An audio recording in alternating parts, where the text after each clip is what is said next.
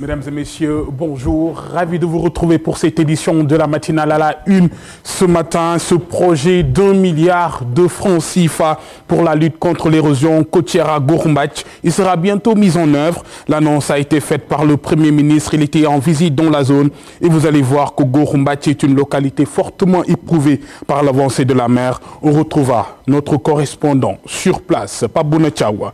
Dans l'actualité également, les journées mondiales de la jeunesse, elles ont été célébrées hier. À Ziguinchor, des centaines de jeunes ont pris part à l'événement. Une occasion pour l'évêque du diocèse, Monseigneur Paul Abel Mamba, vous l'entendrez, d'encourager les jeunes à pratiquer les enseignements du Christ. Le sujet du jour, le business florissant des couches pour bébés à Dakar. Beaucoup ont investi ce créneau, grossistes, détaillants et distributeurs. Au début, le commerce était prospère, mais avec l'avènement des contrefaçons, les grossistes sont obligés de revoir leur stratégie de vente. Vous le verrez tout à l'heure. Et puis, savez-vous que la partie la plus à l'ouest de l'Afrique se trouve à Dakar? Et oui, mais hélas, très peu de gens y ont accès, puisqu'elle est dans un domaine privé. Aujourd'hui, la direction du patrimoine se bat pour qu'elle redevienne publique. D'autres initiatives ont également vu le jour pour sauvegarder les quartiers traditionnels de la capitale sénégalaise. Cependant, la tâche est bien ardue face aux promoteurs immobiliers. C'est l'enquête du journal de la matinale.